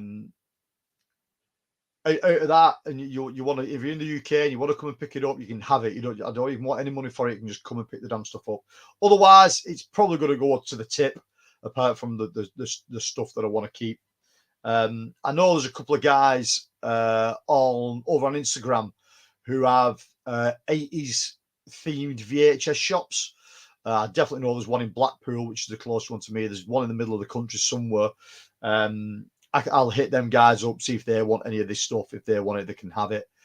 Yeah, Brad, like I said, man, for £4.70 and an hour of mine and Rick's time going getting the stuff and bringing it home, it was worth it, mate. If there'd have been nothing if there'd have been nothing within the bags, you know what I mean? For £4.70, it was worth an afternoon out just to see if we had hit anything. And lo and behold, we did. You know what I mean? There's 12, 13 titles in there that are really good titles, and they would sit in nicely in any sort of 80s or 90s theme collection, whether you're a sci-fi head or a horror head. They would look quite cool in a collection. We will keep trying to do it. We will keep trying to find new bits and bats.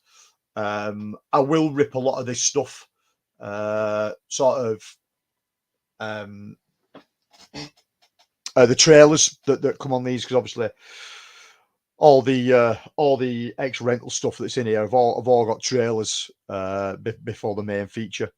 So I'm going to start ripping those with the software that I've got now, and I'll start uploading those to my channel.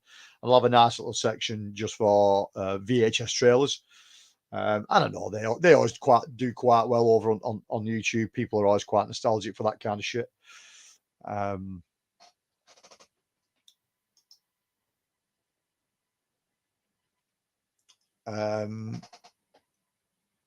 While we're here, I recently had it was my birthday on Tuesday. So I thanks to my parents and my daughter and her partner and my wife, they got me some really cool stuff between them. I'm a huge WWF wrestling fan, not WWE, WWF, the old school stuff. Always have been a fan, always will be a fan. The modern stuff really doesn't do fuck all for me. But the older stuff, the late 80s, early 90s stuff, I couldn't get enough. And my parents found me a couple of figures, a couple of 1990 Hasbro wrestling figures. And one of them means a lot to me, really. Being a wrestling fan, being a vintage wrestling fan, and this guy coming from my hometown. So you'll all know who the British Bulldog is. Davey Boy Smith. Davey Boy Smith was born and raised in the hometown of Wigan, where I'm from. He came from Goulburn, which is a bit further up the road from me, but we're from the same town, from the same area. And to get a vintage, I mean, it's in fucking brilliant condition as well as his arms still work, his arms still snap back and everything. To get a vintage British Bulldog is fantastic. Because he was the wrestler of the day for me. Like I say, he's a local boy that did big things. It was just a shame what happened to him at the end. But that was really cool. They got me an Ultimate Warrior one as well. The Ultimate Warrior one is really, really good. But the Davey Boy Smith one is fantastic. My wife picked me some vintage TV show DVD collections up, which were really cool if you're into shows like Super Grand and stuff like that. My daughter bought me, it's up here, I could probably grab it.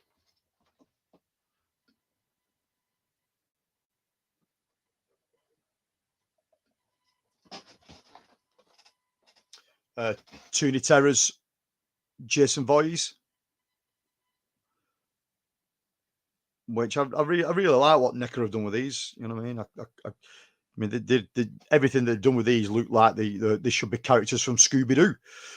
They've got that sort of aesthetic to them, that deep black outline. I can't get the light. Oh, there we go. Yeah, everything they've done looks like it should be in Scooby Doo. That's the way I can describe it. The way they look, the aesthetic of them, they are really, really good. So that was cool. And then while out and about yesterday, a local shop near me had a couple of packets of these in, and I had to pick one up. And it is a vintage unopened pack of Topps Teenage Mutant Ninja Turtles movie photo cards with the bubblegum. And Christ knows what that bubblegum will be like now. But they were really cool.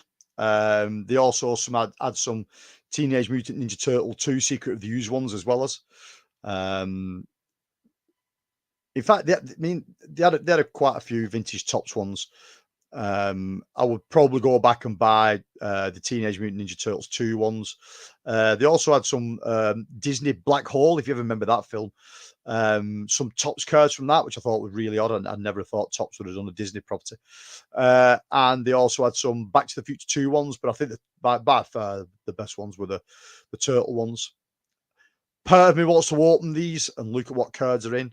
There's also part of me that just wants to leave the packet like that for nostalgic reasons. I suppose I could take it apart and have a look and then glue the damn thing back together, but I thought that they were really cool.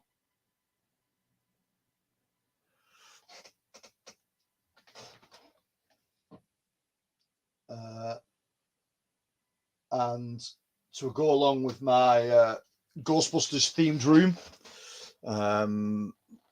my daughter got me an Ecto-1 number plate, a rear number plate from Ecto-1,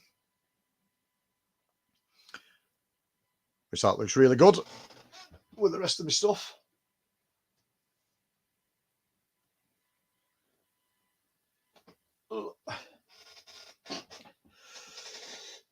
So we've done coming up for 2 hours now. I think we've had about 10 people in here all night, which is good. It was completely off the cuff. This I just messaged Johnny earlier on, see if he fancied doing something.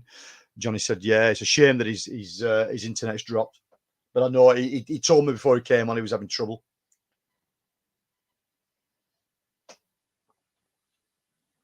I mean, only a few weeks till Christmas now. I think I've got 3 weeks left at work, and I'm off for 2 weeks. So keep your eyes out, guys. I'll be doing more streams, more video uploads will be going on. I've got some videos in the pipelines at the moment that have been filmed. I just need to edit them and get them up.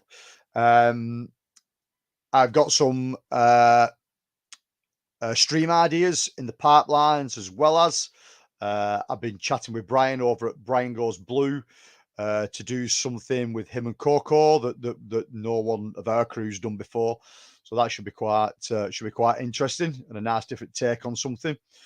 And I've been chatting with Brad over the 4K Tent Revival. Brad's got an ongoing show on his channel at the moment. He threw a couple of films my way and to see if I'd be interested in discussing them further with him. So, Brad, when you're ready to do those, pal, just let me know, and we can deep dive into those titles, mate.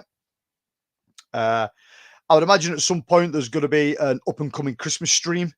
Obviously, this is the time of year now where everyone wants to show Christmas titles. If I'm going to stream with anybody and we look at Christmas titles, I will guarantee you now my titles will be batshit crazy compared to anybody else's Christmas titles. You know what I mean? I am a fucking man child, so my films are more nostalgic look on Christmas films than sort of like die-hard Christmas films that everyone knows and everyone seems to go to. I sort of like go fucking left field with mine. But they're good fun nonetheless. So again, from me, from Johnny, take care, guys. Have a good rest of your weekend, and we'll see you all again very soon. Thanks a lot, guys. See you later. Bye-bye.